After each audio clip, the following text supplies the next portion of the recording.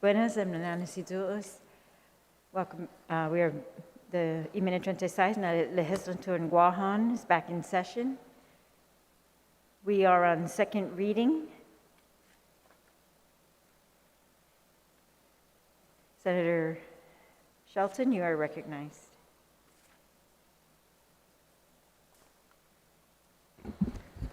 Buenas, Madam Speaker, and to our colleagues, good morning. I move to place resolution number 121-36LS in our third reading file, and I ask for the opportunity to discuss this measure on behalf of the author, Senator Talina Nelson. Please proceed. Thank you very much, Madam Speaker. Resolution 121, relative to respectfully requesting that President Joseph R. Biden Jr. act within his administrative authority to remove the deadline to file a claim with the Foreign Claims Settlement Commission under the Guam World War II Loyalty Recognition Act, and to further extend the Act's eligibility to the survivors of decedents who had passed away after the initial filing deadline of June 20th, 2018. Simply put, seeks to request our President to remove the deadline to file a claim for our war survivors and their families with the Foreign Claims Settlement Commission. This resolution embodies the voices of our Manamku, who for more than half a century have shared their stories of their youth with their children and grandchildren. Their stories have shaped generations of Guam's people, and in dignity and respect have shed light on the atrocities of war and the trauma many have suffered for decades. Our Manamku were present during the air attacks committed by the Japanese Navy and their forces on December 8, 1941, following the attack on Pearl Harbor. At the end of the war, on November 15, 1945, President Harry S. Truman signed Public Law 79-224, the Guam Meritorious Claim Act.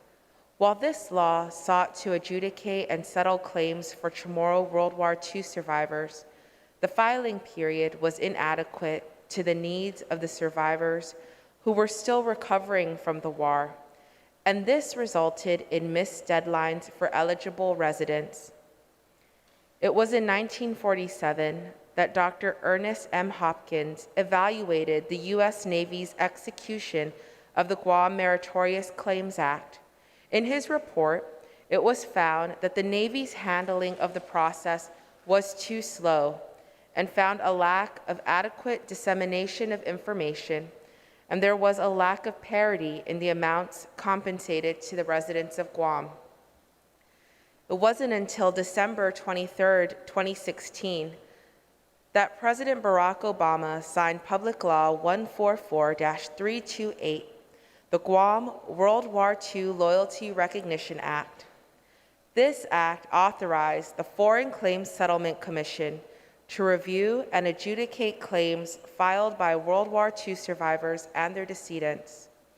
However, this act also had a limited deadline of 1 year for claimants to apply.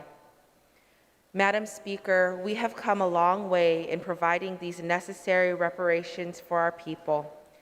I would be remiss if I did not recognize the work of our previous and current delegates to Congress. It should also be noted that the 35th Guam Legislature, in collaboration with Governor Leon Guerrero, successfully ensured that local payments to our war survivors and their families were made in a timely and fair manner. While we are grateful that thousands of war survivors have received the compensation they petitioned for, there remains about 1,000 survivors and their decedents petitioning for this recognition. In the 35th Guam Legislature, Speaker Tina Muñoz Barnes received many signatures from people to remedy this barrier. In situations like this, when the pain, suffering, and trauma of war remains in the hearts and minds of the people of Guam, a cap or a deadline only serves as a barrier to closure and healing. History has shown us that statutory deadlines do not serve us well. We believe our president, in his administrative authority, is empowered to grant our remaining survivors this long-awaited recognition and deliver on America's promise of leaving no one behind. Madam Speaker, this resolution calls for a simple administrative fix by the president, one that will improve the lives of our Manamku and their families and continue to bring justice to our greatest generation. I ask my colleagues to join us in one collective voice to provide this long overdue relief to our people. Siduos Masi. Siduos Masi, Senator. On resolution number 121-36, is there any senator who would like to be recognized? Senator Torres, you are recognized. Thank you, Madam Speaker. I rise in support of this resolution, and it brings to mind what many of us in Guam understand growing up with survivors of World War II. The history and timeline that is defined for many of these people is dissected with references to before the war and after the war. Después, antes de guerra, or después de guerra. And the war really impacted their frame of mind and their lives forever after. And I think about how it's so important now that closure is given to these people. And sometimes the closure is just the recognition and the semblance of respect for what they had gone through and the acknowledgement of the sufferings that they had endured during the World War II occupation of Guam. And so I think this resolution is a sensible thing to do, especially as these survivors are nearing the end of their lives. Many of them are in their 90s or in their 80s.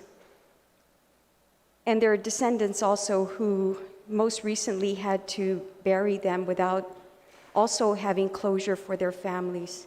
So I think that these sorts of measures are good, especially in the unique circumstance of Guam, where people's frame of mind and reference in Guam, as I recall growing up here, has always been antes de guerra or después de guerra. What are the two frames of reference that impacted their lives? What they were, how they lived, how they felt, their value system before the war, how they feel, how they live, their value system after the war. And sometimes that reconciliation is just putting closure to those atrocities that they experienced during World War II occupation. I believe it was 2.5 years of intense occupation. The ones that 2.5 years, imagine, can have such an impact, a profound impact on the mindset and the sentiments and the emotions of people, even decades later, over 75 years later.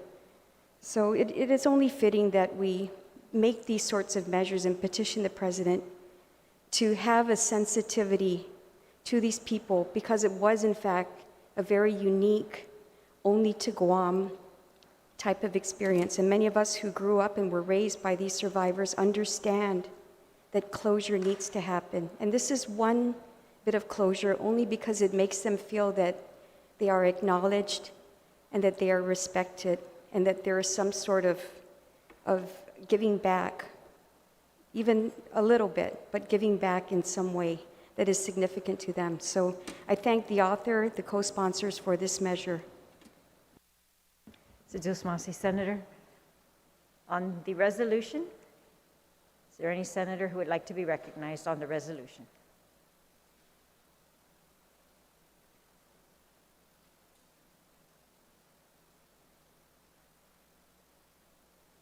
Senator Blas, you are recognized.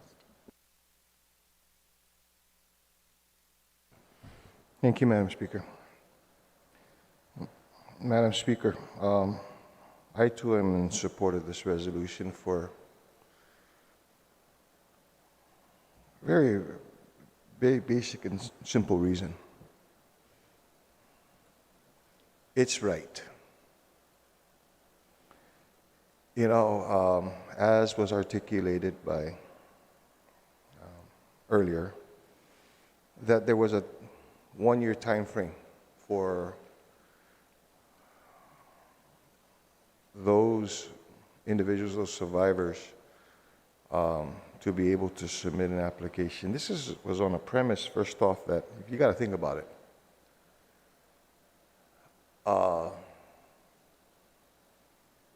This was for a generation that, first off, after decades of waiting, then given an opportunity, it was, you know, when you think about 7 years, 7 decades of waiting and then 1 year to be able to make it whole. Some of these individuals had no access to that information. Okay? I received calls from many of the survivors who, despite what seemed to have been adequate notification via various sources of media, print, radio, television, social, they had no access to that notification. They weren't informed of that notification.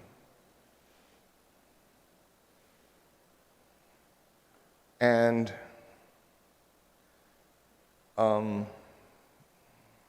when they did, it was already past the deadline. For some individuals, it says, "Oh, that sounds like an excuse." No, it's a legitimate reason. It's a legitimate concern.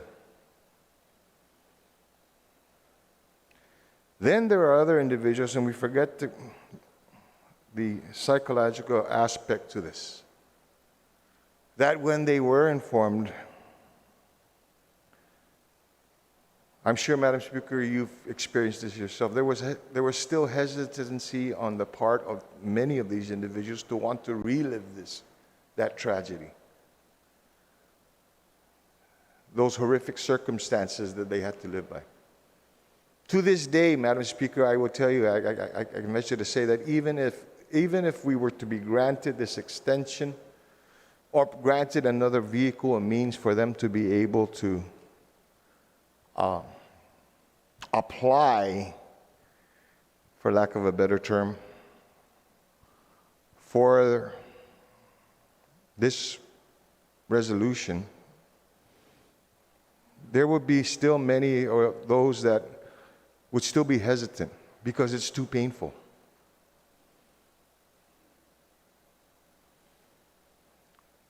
So the question is, are we going to penalize individuals who have kept this in themselves for 7 decades and find it very difficult to relive it and not be able to explain it or to tell about it in this protracted time period that they initially had? Are we going to penalize them, or are we going to tell them they're no longer eligible? What in this case, what is eligibility?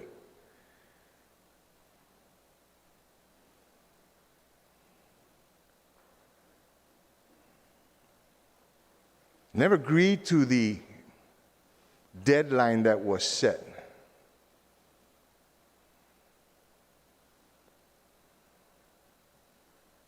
And if this resolution, if this request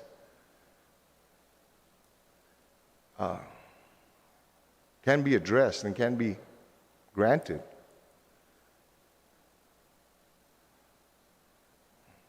it would mean still that opportunity when they are ready to be able to speak to it. to have to relive those horrors.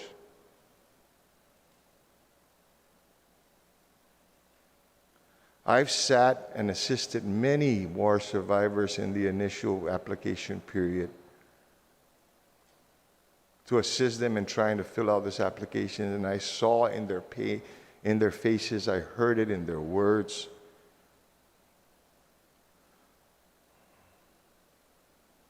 Of the difficulty of trying to relive, having to relive it so it can be written down, so it can be, so they can be justified.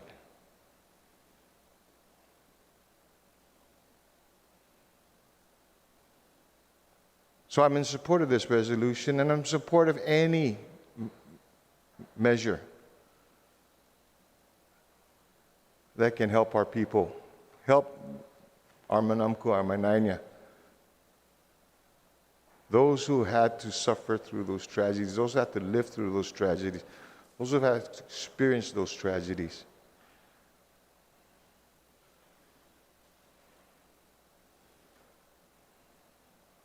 To get what they rightfully deserve. So whether it be this resolution or another resolution or a bill,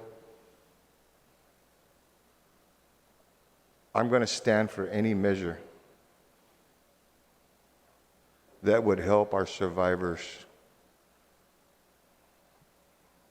finally become whole, finally get the recognition that they deserve.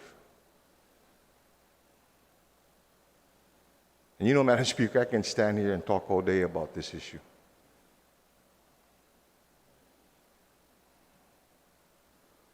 But I think that the verbiage that's contained in that resolution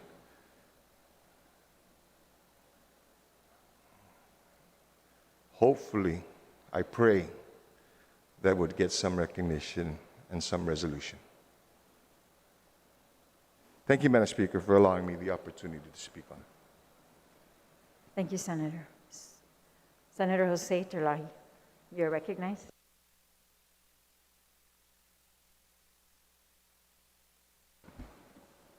Thank you very much, Madam Speaker. You know, several individuals have approached me regarding why they did not apply for the benefits. The Madam Speaker, a lot of these people didn't understand the protocols of the application.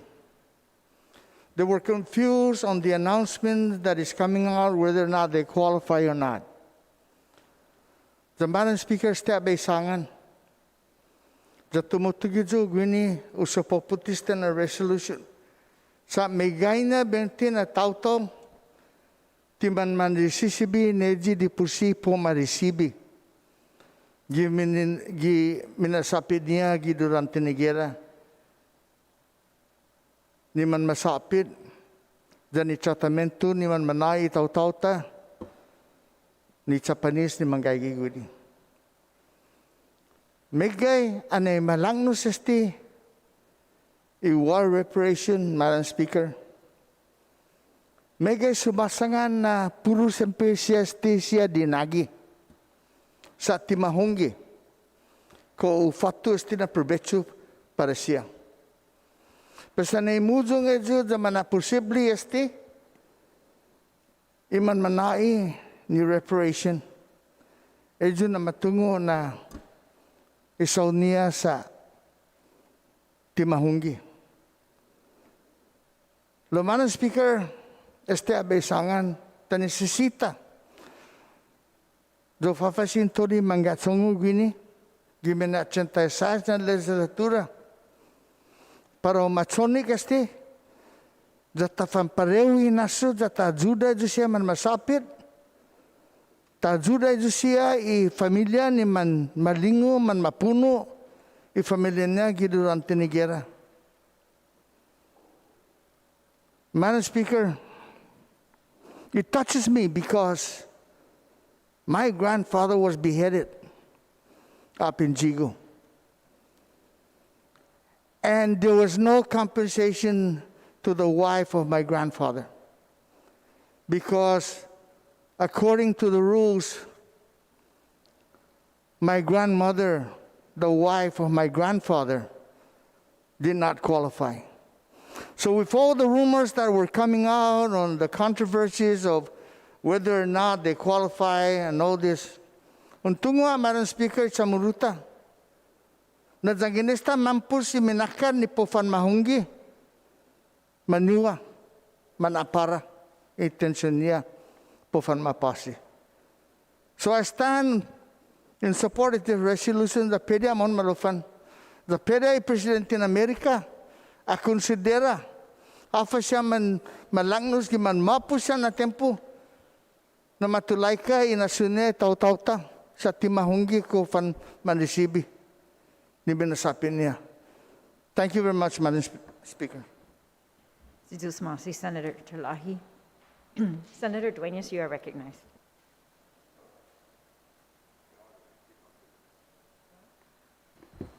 Sidusmasi, Madam Speaker, for the opportunity to rise. And I would say at this point, reflect on my reading of Resolution 121. You know, Madam Speaker, as I hopefully can say that I'm gracefully aging and my hair is almost gone and whatever's left is way more salt than pepper. I sometimes, when I talk to my children and when I talk to young people, I'm happy in the time that I was born and grew up.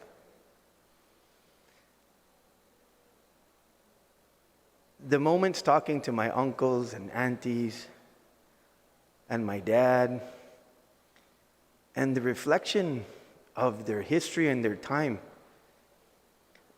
Madam Speaker, I cannot think of a lesson, whether it was kamsuing a coconut, whether it was making kelaguen, barbecuing, using the fusinos. I cannot remember a time when, for some reason, it would always come around to the war. You know, boy, back during the war, you know, before the war, you know, after the war. It is something that is in our DNA that at some point, Madam Speaker, I'm sure we'll do everything that we can to keep it alive, but as we see the generations coming up, it's something that's not going to be as prevalent in our DNA, I don't believe. Why do I say all of this? When I reflect on Speaker Mpinku, Speaker Cruz, and all of the hard work and all of the marshaling of resources to come together to put forth the process. I think of my good friend, one of the retiring speakers, Frank Blas Jr., those who had made it their mission to keep not only the memory alive, but something that a lot of our people for the longest time have been frustrated about, and that is the lack of the recognition. Sometimes, Madam Speaker, for some people it's simply, and maybe even naysayers, it comes down to, it's about money. It's not about money. When you read the resolution, it discusses historical opportunities in places like the island of Hawaii. It shows and makes the case underneath it as to why recognition at the highest level of our national government is something that a people who lived through a time that the whole issue of the war was nothing of their doing, nothing of their being. A peaceful people going about their daily lives and brought into this conflict, and their lives were changed forever. That is a mark and a moment in time. That is not about money. So as I reflected, and I thought, what does this mean? What's the purpose, in the end, right? We've talked during this session, Madam Speaker, a lot about where we take our grievances, where we go for redress when our people feel as though they want to be heard. It can be the courts, but the best place is in Congress, and why I have decided that this is a good thing to do is to the President of the United States. What can the President do? Does he have the power? Maybe not. Maybe. He certainly is the tutelar head of his party. He certainly has a Congress that he can pray to. I just think when the time is right, whenever we want to record something in history, and we take it to the highest levels of our national government, and it's in line with something that we put together, I think we should do it. But going back to money,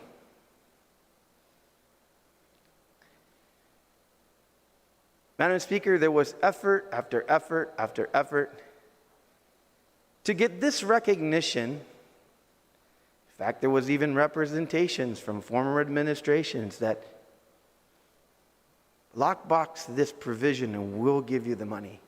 We'll find it somehow. And I'm not trying to be contentious here. I'm leading to the final point, which is it's our money.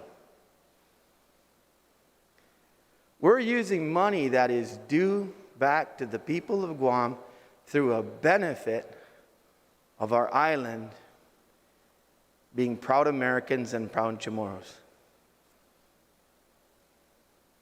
A set aside that if this resolution, not just this resolution passes, but the recognition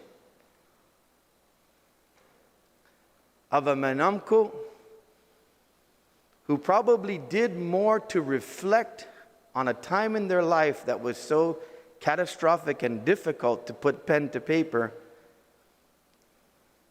not just for a check. That is in the history books forever, Madam Speaker. And that Manamco closed their eyes, took their final breath,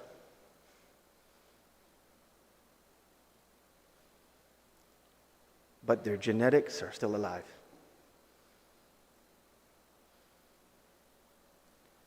When I miss some of my favorite uncles and aunts, and when I miss my dad, my family and I get together and we always say, you know what, they're not gone. They live in us.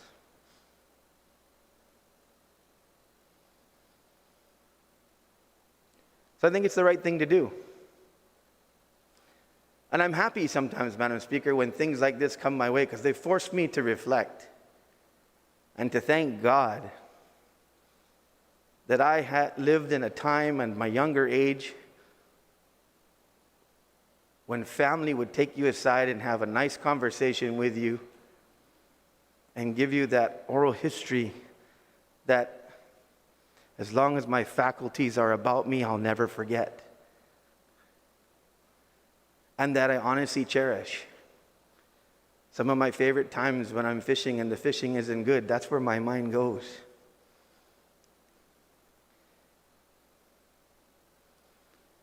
Just to think about the beautiful things, the difficult things. Like Senator Terlaje said, one of the stories from my dad, and I couldn't believe it, that he can do it without breaking down, was to go with his uncles to exhume the body of Pali Dueñas and his brother Eddie. And he said, boy, you know when I knew it was Pali Dueñas? I said, how, Dad? Because when I saw his glasses. The strength of that generation to me is unmatched. I know I went in a lot of different directions, Madam Speaker, but I think that at the core of when we do things like this, because in another decade, Madam Speaker, I'm sure there will probably be no additional resolutions praying for this opportunity. Maybe other things that our government wants to do. But this program comes to a close. This recognizes that those who came to a close before they could realize the benefit of recognition is extended. Thank you for allowing me to share my thoughts. This is Wasi. Thank you, Senator Dueñas. On the resolution, Senator Taitague, you are recognized. Situs Mase, Madam Speaker, and good morning to my colleagues. This is definitely a subject matter that's quite different from how we ended yesterday's session, Madam Speaker, where we were celebrating, the changes of names to our village, or the restoring, not changes, but the restoring of names. And it makes me think about restoring and then remembering what it used to be, and remembering the stories that our parents, some of us who still have parents who are alive, the stories that they told us, our grandparents, the stories they told us, and our great-grandparents about what happened to them during the occupation. It's something that we should never forget. Those stories need to be told every year, and they do. We need to respect those and honor those for all that they went through. Madam Speaker, I stand in support of this resolution and any type of resolution or legislation coming before us to help those individuals who did not have the opportunity to file. In fact, Madam Speaker, there should be no deadline on any legislation coming through this body or resolution. Every one of them should not have a deadline. And if there has to be put something in place, then let it say until the last survivor has filed.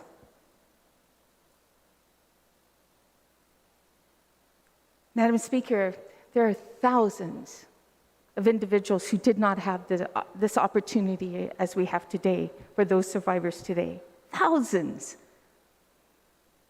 Thousands. And right now, we're only looking at 700. 700 only. Compared to those who didn't have this opportunity. It's just mind-boggling. Mind-boggling to even have a deadline that was put into place. We should have fought for that. Madam Speaker, I don't think this resolution is going to be the last thing that's going to come before this body to fight for what we believe is an injustice to those who suffered during the occupation.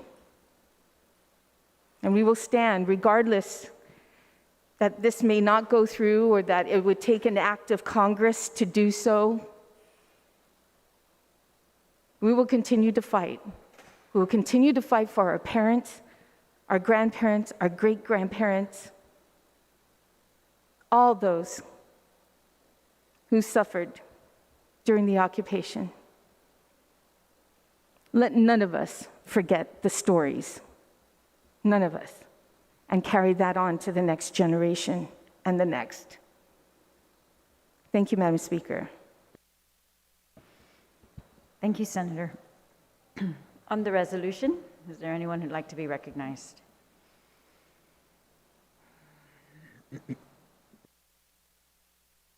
Senator Ada, you are recognized.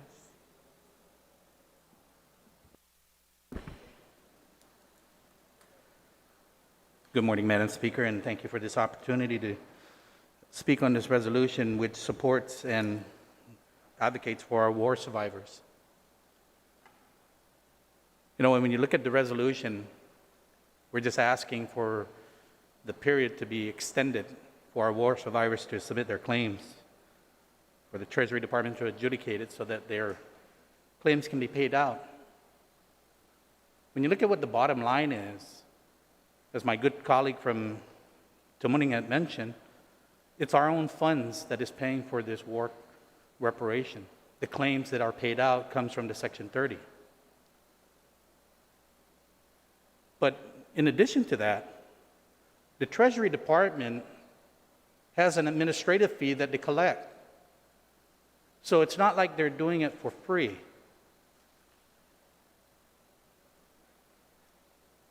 All we're asking is for them to extend the period.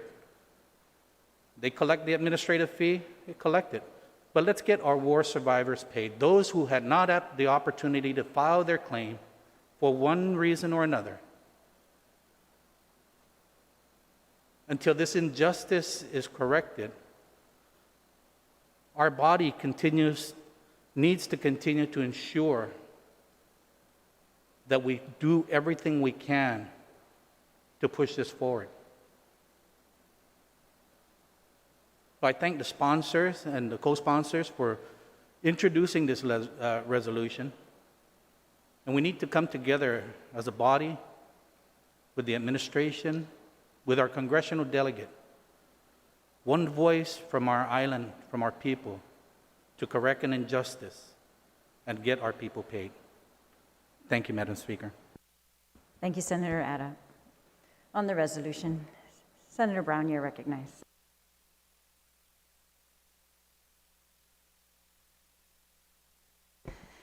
Thank you very much, Madam Speaker. I certainly rise in support of this resolution. Certainly also appreciate the articulation of my colleagues that have spoken before me with regards to what it is that our people have gone through all these many years since the conclusion of World War II. You know, for me, Madam Speaker, I always look at this as a personal issue. I'm sure many of us do, because we all have family members that didn't live to see this day, that went through the horrors of war here on Guam.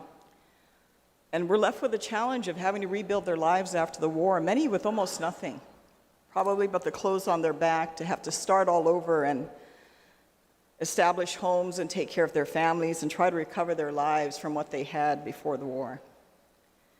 And it's unfortunate, because this initiative to address compensation to our people has always been a Guam initiative. It's always been something our people have had to fight for, and many before us that have led the path, have cleared the path for us, didn't live to see this day.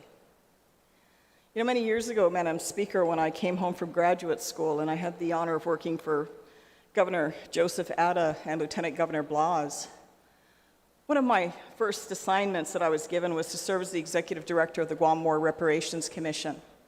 At the time, Congressman Blas had introduced H.R. 2022 to address compensation to the people of Guam that suffered during the war. A commission was created, and a number of hearings were held on Guam and also in California as we went on to Washington, D.C. to testify before the U.S. Congress. I had many of these war survivors, Madam Speaker, that I had to work with to assist them in filling out their applications. Many of them at the time were already fairly old and in advanced years. Some of them hopeful, some of them apprehensive, but all of them collectively sharing the experience of having suffered through the war, and certainly wanting some acknowledgement and recognition of what they had suffered, which they waited so many years to see. And of course, as we know, many, and as Senator Telo mentioned, thousands that never got to see this day. When I staffed the commission, I also staffed 3 public members, and many of us are familiar with their names. The late Beatrice Emsley. Many of us know the atrocities that she suffered during the war, that she was intended to have been beheaded, buried, and she was a young girl at the time in her early teenage years, crawled out of the hole that she was buried in, and was able to make that trip to Washington, D.C., to tell members of Congress what she had suffered, what her fellow family members and islanders had suffered. to Pete Cruz, who was a defender of the Insular Guard here at the plaza across the street from us, who the night before his hearing, I assisted him in the many changes he wanted to make to his testimony because he'd come so far and waited so long to be able to articulate his message to Congress. And the late Vicente Bernardo, who are now Senator Pito here, certainly having served as the former mayor of Dueñas, knows and remembers, because Mayor Bernardo certainly was one of the longer serving members of the mayors here on Guam, who suffered through the war and was there to speak and send his message to members of Congress of what are the atrocities that were suffered by him and many of his fellow Chamorros as a result of the war.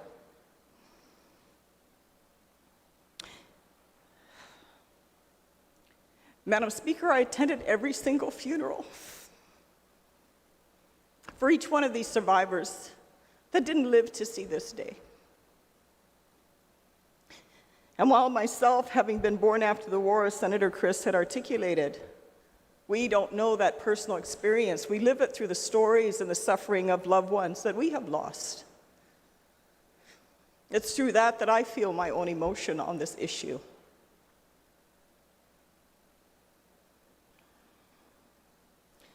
Certainly, once again, this resolution is intended to ask the President of the United States to extend a deadline.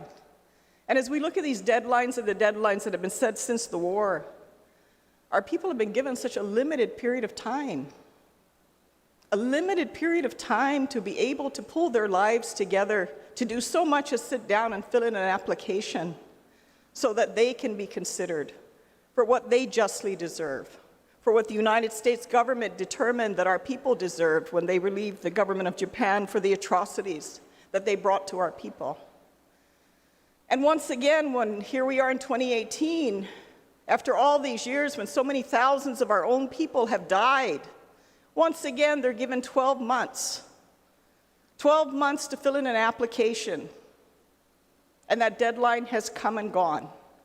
And many of our elderly who either were not aware or didn't have the means or resources of support to be able to get their application in and receive their compensation, they didn't have that opportunity, including the many that live off island.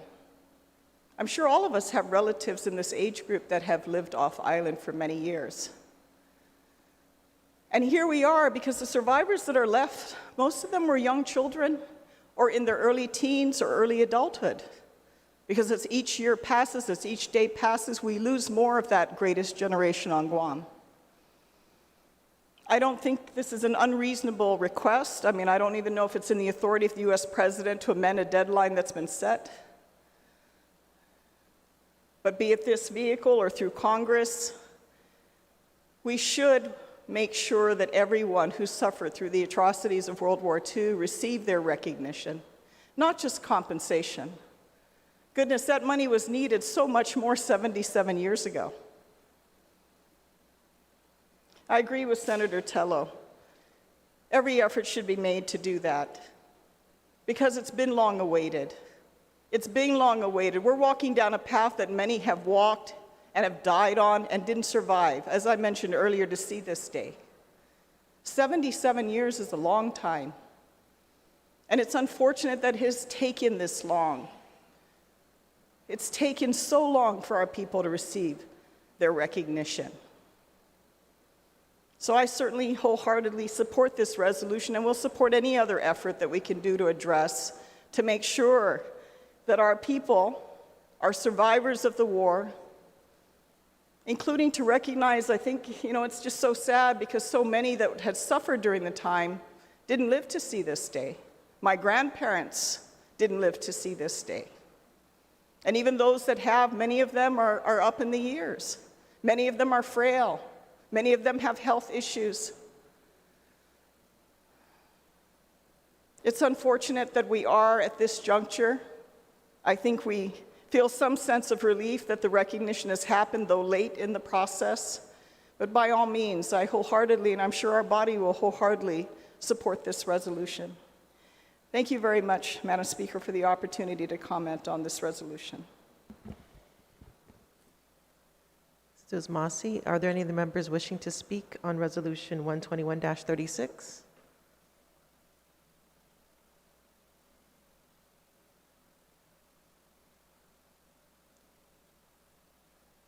Speaker Terlaje, you're recognized.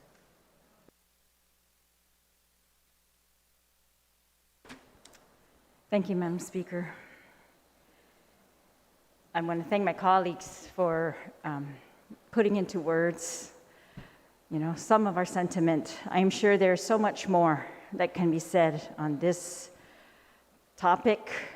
As one of the speakers said, we could go on all day about this because we could go on forever about the details of the suffering, the people who suffered, their stories, their abilities to tell these stories, the forums that we had or did not have for them to tell their stories, and the efforts that we have made, to try to give them closure. As I was contemplating this resolution, I was, looking through the bills that authorized this, the Guam Loyalty Recognition Act, and the one prior to that had authorized, the other one that authorized the commission itself to be the entity that would distribute these claims and set up that commission. And at the end of the bills, they have background and very pertinent, I think, to what we're talking about today. So they talk about the history of the United States' efforts in this regard. And so it says, there is a lot of historical information available to show that the United States had every intention of remedying the issue of war restitution for the people of Guam. In 1945, the Guam Meritorious Claims Act was enacted. That act never fulfilled its intended purposes due to the limited time frame for claims and the preoccupation with the local population to recover from the war, resettle their homes, and rebuild their lives.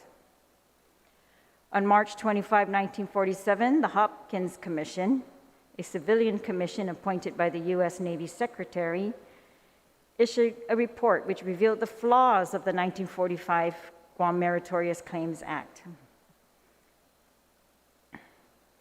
Despite the recommendations of the Hopkins Commission, the U.S. government failed to remedy the flaws of the Guam Meritorious Act when it enacted the War Claims Act of 1948, the legislation which provided compensation for U.S. citizens who were victims of the Japanese war effort during World War II. This act did not cover Guamanians, it says here, who were U.S. nationals and not U.S. citizens. Subsequently, Guamanians finally became U.S. citizens under the 1950 Organic Act of Guam. In 1962, there was another attempt. Once again, however, Guamanians were inadvertently made ineligible because policymakers assumed that the War Claims Act of 1948 included them. Thus, Guam was left out of the 1962 Act. And I mean, it even tells even more of the details of kind of this comedy of errors, if it was even, if only it was funny, but it's not funny. It's just a history of suffering, a history of errors, a history of non-closure, and unfortunately, what we're looking at now is almost a repeat, that they set a 1-year time frame for people on Guam to apply, for Manamco of Guam to apply. And one of my colleagues made an excellent point and expected them all to come out within that 1 year, find out about what they need to do, find the information they needed or whatever they would have to produce to substantiate their claims. get the courage and the fortitude and really the psychological frame of mind to go do that. And I don't know about, all of you, but, even my father, he's a lawyer all his life.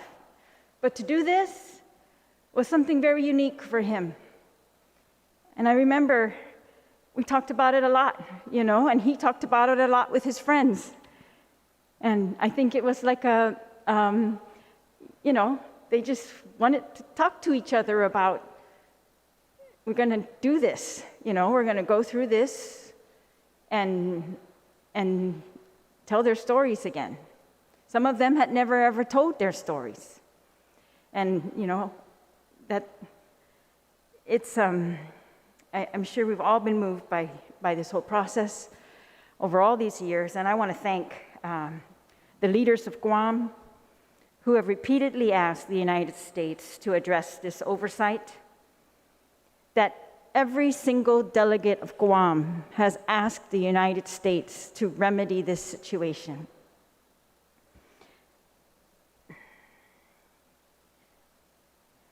We've also had witnesses who went from Guam to Congress to convince them, as if the evidence by itself was not enough. But we had the most excellent witnesses go from Guam, and I'm so proud. And I think they should play those over and over in the schools, these testimonies of these people who went from Guam to testify. I remember so clearly, when you hear their testimonies, it's moving, and it will always be. People like Beatrice Emsley, Tomas Barcenas. Tomas Barcenas is the first person, it was not in his testimony, but on a separate occasion, the first person who I heard that story of Hatate from. We were at a war remembrance mass that I want to thank Senator Blas and his group had organized. And the survivors after the mass were able to gather in a room and talk and tell stories. And we listened. And that's the first time I had ever heard that story. And I was so excited and a mix of emotions because just reminded us, and he told us, we have heroes among us. And I truly believe that. We've witnessed it, all of us. And so, of course, they deserve this. We're asking that this 1-year time frame to file claims be extended. And as one of my colleagues, again, excellently pointed out, we're paying them to process these claims as well. We're paying them to process the claims from our money.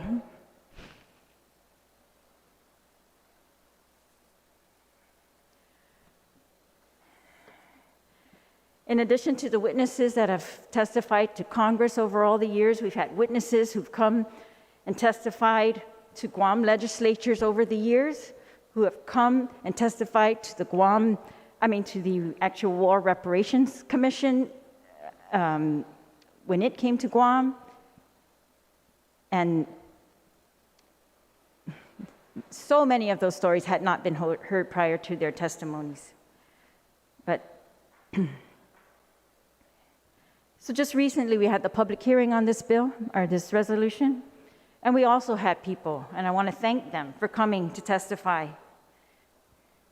And of course, their passion, their emotion, and their rightful frustration and anger, sadness, all of it. I want to thank them for being there and in person portraying that to all of us, reminding us of their parents, grandparents, and that we're not just asking that this 1-year time frame be opened up so that we can make claims for money, but that we are representing the people of Guam for all prosperity, and that we should make it very clear on this record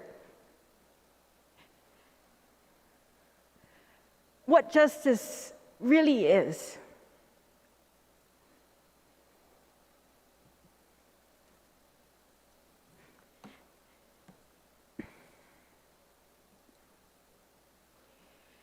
we know when we went through this process and we tried to help some people and we had to tell them, I'm sorry, your parents not eligible because they died prior to this date that we are able to make claims. That's painful for us. I can't imagine for those families. I think maybe that affects every family, right? So many of our beloved war survivors have passed away. They're in the books. They're in the Guampedia stories. They're in they're in those beautiful war survivors books. Those people were not able to file claims. I'm talking about, of course, those who died, and according to the law that was passed by U.S. Congress, who were not eligible to apply because they didn't die in the war, they died after the war waiting for Congress. So, at the suggestion of Mr. Jose Garrido, who was one of those who testified at a recent public hearing, I'd like to propose a floor amendment to this resolution to add one whereas clause. And that would just be to add, whereas all war survivors present during the occupation have the right to war reparations regardless of time of death. It's really it's just a statement to remind and put into the record permanently that we have not forgotten them just because Congress did. We have not, and we will not. And while they're not eligible to file claims under the Act currently, we want to just put this statement in there to remember them. And I just drafted this this morning, sitting up there at the last minute, so I would like to make another motion to add on to that council be allowed to rewrite this if possible, or to make technical amendments to it, if my colleagues would allow. All right. Thank you, Speaker. On the motion to amend the resolution to add a whereas clause stating, whereas all war survivors present during the occupation have the right to war reparations regardless of time of death, and are there any members wishing to speak on this amendment? Senator Blas, you're recognized. Thank you, Madam Speaker. I was in support of the amendment, and I recognize and I appreciate that while even the proffer of the amendment realizes that while it may not have any force and effect, it makes a statement. And it's right that we make that statement. Because, Madam Chair, little known fact is that our people were the last ones that were directly harmed and affected by the actions of World War II to receive recognition and honor and compensation. Our people. The people of Guam. Are people who waited 7 decades to receive that. Who had to wait 7 decades, 70 years to finally be recognized. While everybody else in the world had received their recognition and their compensation. And I really don't want to make this about the money, because it's not. People that ask, $10,000. You know what the 80-year-old's going to do with $10,000? They're not going to put a down payment on a house or go buy a new car. They're going to pay off their debts and probably prepare for their last days on earth. So it's not about that. But I have to agree with the proffer of the amendment that this is a statement in recognition of that continuous suffering, to remind people of how long it waited and the thousands of people who have since passed.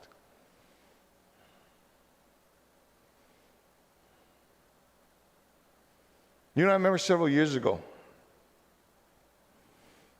I sat with a group of gentlemen who felt it was necessary to exert more pressure on the United States government to finally bring resolution to this matter. As I sat here, I looked at a photograph of one of the couple of meetings that we had. One of the things I noticed is that the 2 war survivors that we had in that organization to do this, my father and Senator San Augustine's father,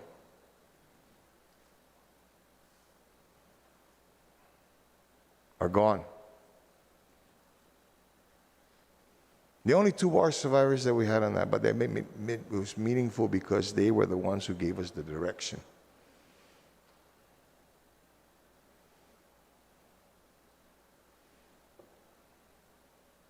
And I can directly relate to the concern the concern that was brought up by the proffer of the amendment, because there were some people that, because they were not around during the opening of the application period, they didn't qualify.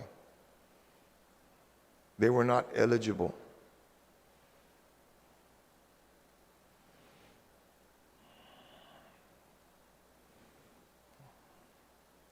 I, along with at least 2 other colleagues that are sitting in this room,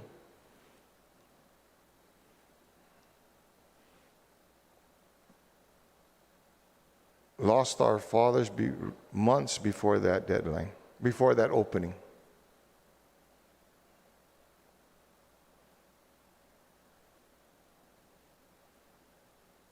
So, as was stated by the speaker, we may not have any force effect, it may not change what can be changed if it could be changed,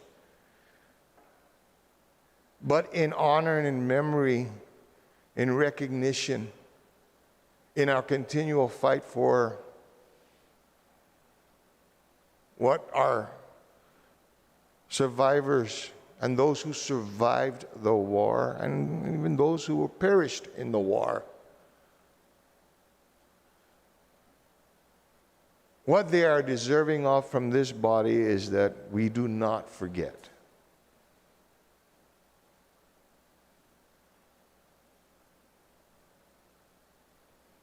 So I appreciate and I stand in full support of that amendment to be placed in this resolution.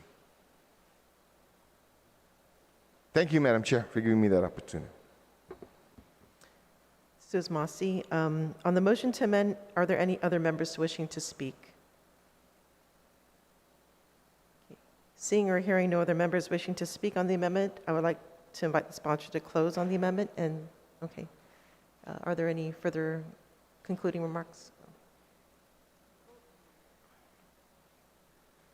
I'll waive closing on that amendment, just proceed to voting Okay, on the amendment. okay.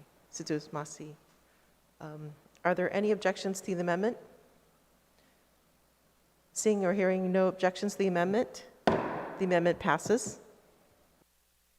Thank you, Madam Speaker, and thank you to my colleagues. And in conclusion, I would just like to say that if we are successful in these efforts with the President, through all our leaders, through Congress, to get this reopened for a period of time, I would very much like to ensure that at the very least, we have on our side here on Guam, another all-out effort to help locate, contact, assist those people who are eligible. I found out when I went to Melissa with my team once to help process claims, I started to check into some of these families who were victims of the massacres. And so I'm guessing, based on what I've heard, that we haven't even covered the families of the massacre victims. And I don't want that to be our history. So I would very much like to see success in these efforts, open this process back up, and get us all again on the same page to assist these claimants in making these claims, and ensuring that our history shows the number of people who suffered. I'm reading an article here from Guampedia that was written by Tony Palomo and Catherine Uggan, Dr. Uggan, and it says that 1,170 Chamorros were killed, with another 14,721 suffering from atrocities of war. Yeah, and I think the number 700 that we are looking at who have currently filed claims according to this resolution is just shamefully low. So, situs maasi to the sponsor and to all of my colleagues on this amendment. This resolution. Situs maasi. Situs maasi, Speaker.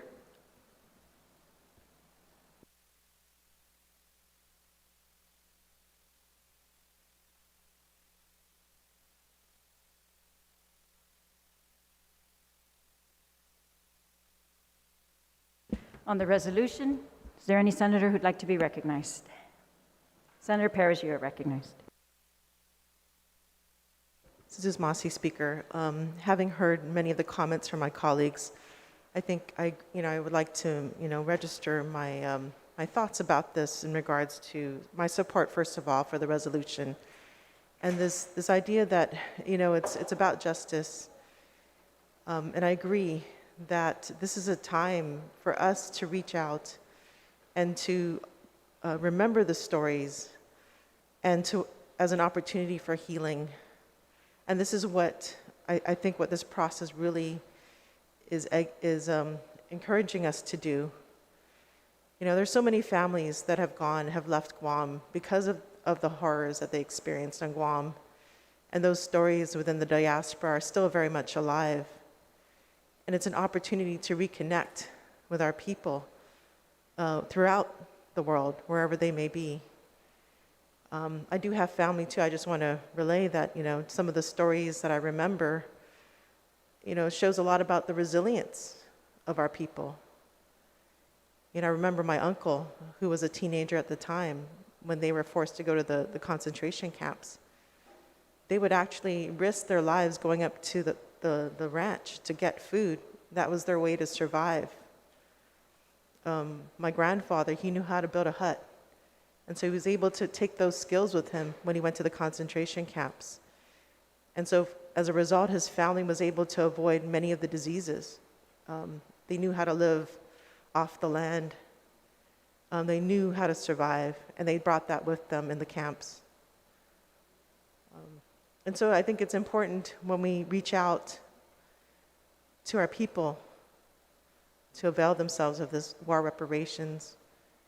We need to relive these stories of resiliency, and that is part of our healing. There's so much healing to be done on this island. And by opening that part of our lives, we can become more resilient moving forward as we deal with a new type of challenge. The possibilities of war in this part of our world is coming up again. And again, are we going to be the innocent bystanders to these global powers? And if we are to honor them, honor our ancestors, there's more that needs to be done, but we need to heal first. Thank you. Thank you, Senator. On the resolution, is there any senator who'd like to be recognized? If not, then I will invite the sponsor to close.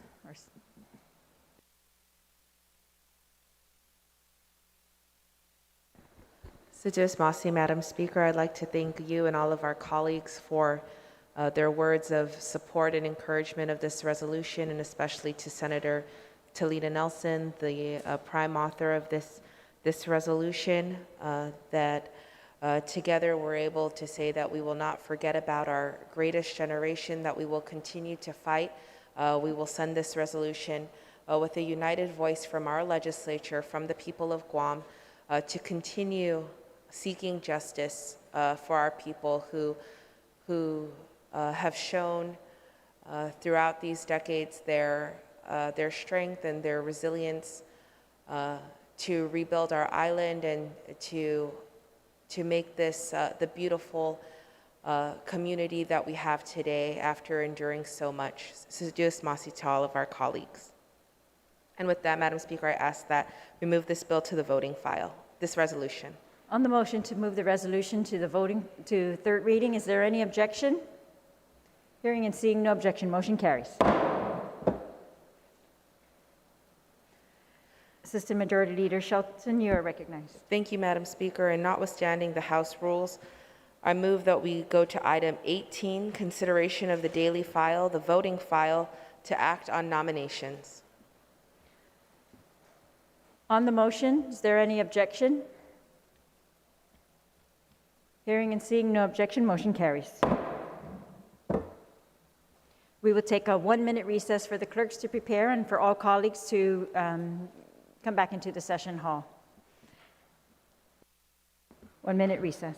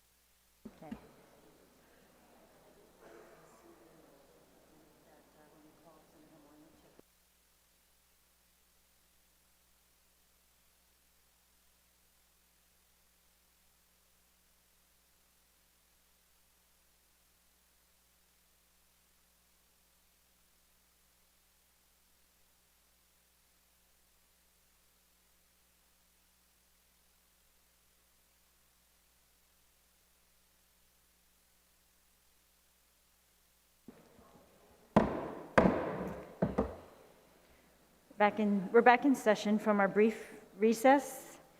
We are now, as a reminder, we are on item 18 of our agenda, consideration of the daily file. Specifically, we are going to consider the voting file.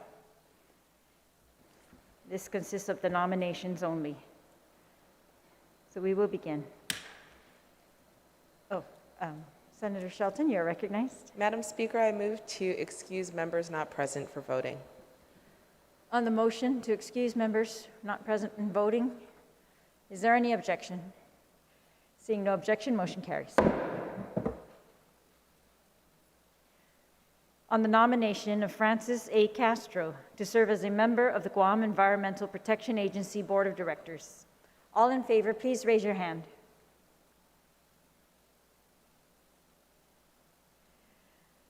Francis A. Castro received unanimous support and is duly confirmed by this body. Oh, I'm sorry. Francis A. Castro received majority support and is duly confirmed by this body.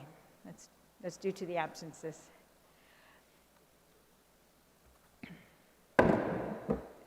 On the nomination of Rudy A. Paco to serve as a member, Mayor's Council of Guam representative of the Guam Visitors Bureau Board of Directors. All in favor, please raise your hand. Rudy A. Paco received majority support and is duly confirmed by this body. On the nomination of Sandra S. Flores to serve as a director of the Council on the Arts and Humanity. Roll call, please. Senator Atta. Senator Atta, aye. Senator Blas. Senator Blas, aye. Senator Brown. Senator Brown, aye. Senator Dueñas. Senator Dueñas, aye. Senator Moylan. Senator Moylan, excused. Vice Speaker Muñoz-Barnes. Vice Speaker Muñoz-Barnes, excused. Senator Nelson. Senator Nelson, excused. Senator Perez. Senator Perez, aye. Senator Rangel. Senator Rangel, aye. Senator San Agustin. Senator San Agustin, aye. Senator Shelton. Senator Shelton, aye. Senator Taitague. Senator Taitague, aye. Senator Terlaje. Senator Terlaje, aye. Speaker Terlaje. Speaker Terlaje, aye. Senator Torres. Senator Torres, aye.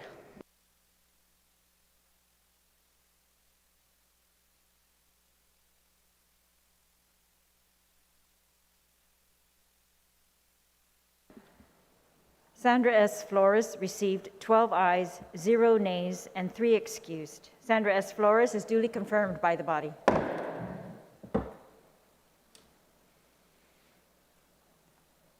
On the nomination of Andrew C. Park to serve as a member of the Guam Economic Development Authority Board of Directors. All in favor, please raise your hand. Andrew C. Park received majority support and is duly confirmed by this body.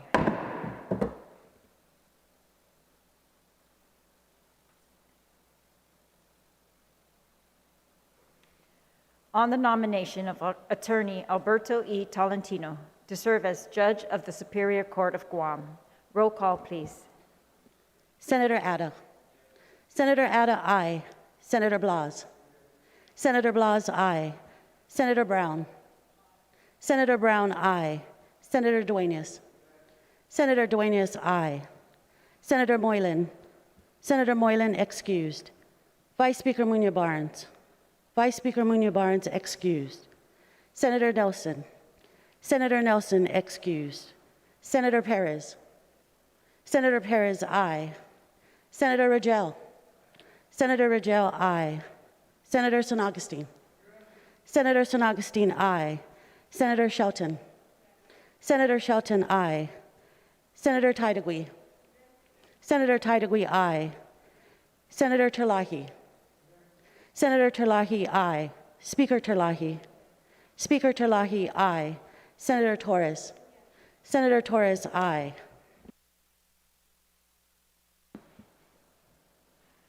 Attorney Alberto E. Tolentino received 12 ayes, 0 nays, and 3 excused. Attorney Alberto E. Tolentino is duly confirmed by this body.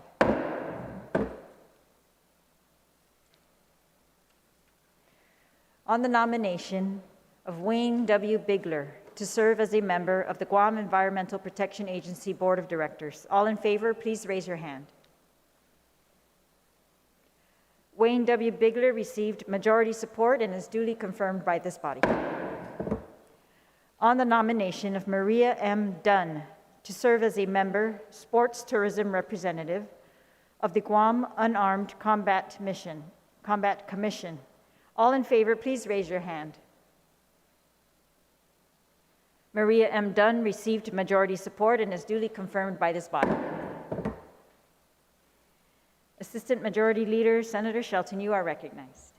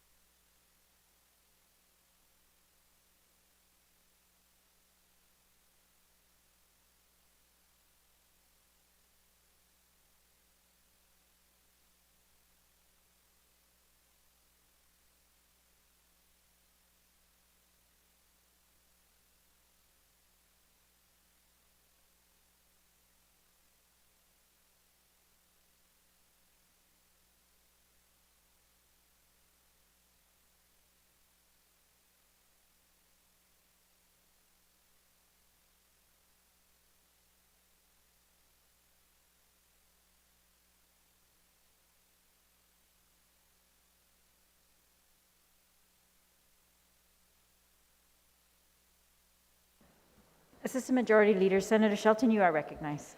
Thank you very much, Madam Speaker, and I move that we recess until Friday at 2 p.m. for voting. On the motion to recess until Friday at 2 p.m. for voting, is there any objection? Seeing no objection, we are hereby in recess until Friday at 2 p.m.